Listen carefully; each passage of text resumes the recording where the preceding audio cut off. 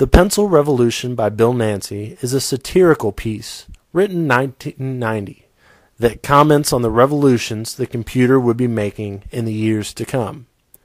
Instead of writing directly about computers, however, he writes about how similarly the pencil impacted culture.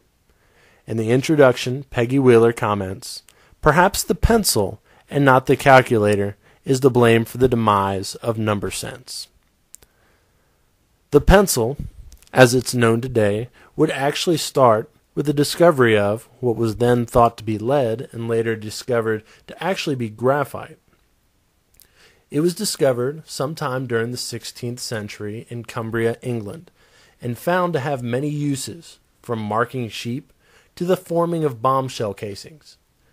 And though the origins for when it was first cased and applied as a writing utensil is obscure, the first appearances of its use can be traced back to German-Swiss physician and naturalist Conrad Gessner.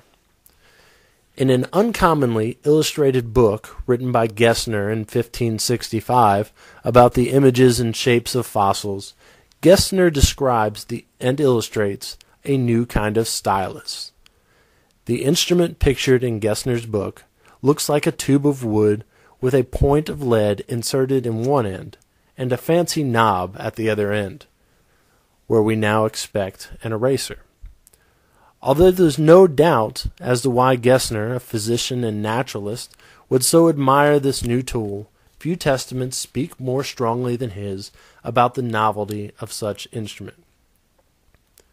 This stuff would make a good mark on common paper, and thus obviate the need for any naturalist to take into the field either pugilars in which to scratch with a metal-pointed stylus, or a cumbersome and messy pen and inkwell, and the related paraphernalia with which to record the fossils, flora, and fauna found in all sorts of inconvenient rock formations and other natural settings.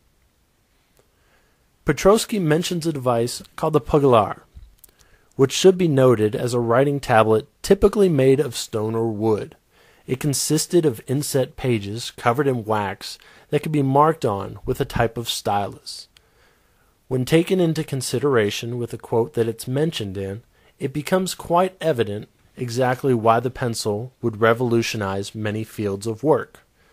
Being unlike a pen in its not needing an inkwell, and its ability to write on unprepared surfaces, made it the portable, non-permanent device that was so badly needed by any profession that took someone away from modern conveniences.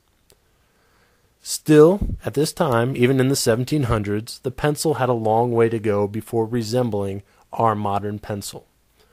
Since engineering principles were yet to be laid down, the process of improving the pencil was upon the shoulders of those that used them.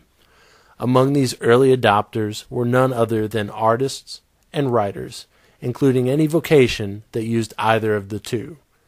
Petrosky even notes that pencils were useful in freeing horsemen of having to juggle pen and ink in order to make notes while on the saddle. One can imagine that these early adopters used the devices. They would begin to request different features. Shapes, sizes, and casing materials were all among the characteristics that were changed and experimented with due to demand. By the late 17th century, pencils formed by the gluing of graphite into pine rods would become the de facto. The wood casing allowed for easy sharpening. The earlier mechanical casings often used turn knobs similar to what we use today in tripods. The pressure of these knobs could often break the lead, or if too loose, allow it to fall out. These early frustrations would be taken care of by the new wood cases. Though the design of the pencil wouldn't change much after this point, its use and adopters would grow as times changed. The creation of new types of jobs and subjects of study would soon bring new uses to the pencil. The portable, erasable, disposable, and affordable pencil would become the necessary tool of cartographers, mathematicians, and engineers, and they would begin to call the pencil as one of the most necessary instruments in their profession. The properly sharpened pencil was the foundation of the engineering drawings of the exceptional style and beauty that began to be produced in the 18th century. It's amazing to see the long-standing benefits of pencil use in the architectural fields and engineering. One would think that the techniques happening in the 18th century would quickly get replaced by new methods or technologies. However, this assumption is quite inaccurate even in the 19th and 20th centuries. The end of pencil drawing, whether on paper, cloth, or film, has been prophesied by advocates of the computer-based systems, but is unlikely that drawing by hand will ever totally disappear. Even the dawn of the computer has neglected to completely erase the pencils as a means for drafting plans. Until recently, drafting had been taught to all engineering students, and the textbooks were not very different from those of the turn of the century. The pencil's stronghold isn't only evident in the drafting arts, but in education as well. Since the 1980s, computers have promised digital text and its abilities for quickly editing, sharing, and printing. However, pencils still dominate the input method for the times, largely due to its economical value. Jumping to this point, though, causes one to overlook the importance that the advent of the pencil has had even on computer application designs. A look at many applications show the remnant of the pencil. Let's first take a look at some of the common applications of text input that are in the personal computer. The backspace and delete keys are two of the most common functions when dealing with text. This is a process that was highly boasted as being one of the largest benefits of the pencil, as ink before were most definitely a more permanent nature. Would the computer in a world without the pencil have this capability? Most certainly, the plethora of fonts available to computer users offers an insight into what the pencil has given us. Fonts of varying weights and shapes can similarly be noted to resemble those of different pencil weights. Perhaps the most profound throwback, though, to the pencil comes from the borrowing of its likeness in many applications.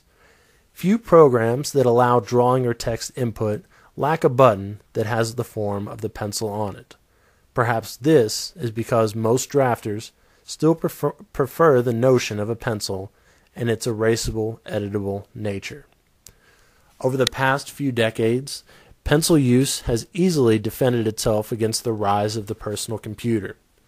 Computers have been heavy, require an electrical current, and also have typically had a large price tag associated with them. Anyone taking notes in the field away from modern conveniences has still relied on the trusted pencil. It's cheap, it's portable, and it writes on just about any surface. In many ways, the computer can still be closely associated to that of ink or other complicated input methods. The question remains, though, as to whether this will continue to be the case. Up until the last few years, the computer has been as expensive as it is portable. The price of said computer often climbs in accordance to its portability.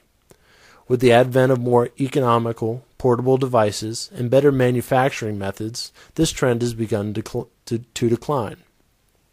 It can be easily imagined that an iPod Touch or other PDA could be carried into the field almost as easily as a pencil would. Still, the application dictates how and when a person writes. The pencil is only dictated by the person holding it, which is exactly why the pencil, while easily forgotten for its importance, will hardly cease to be needed and used.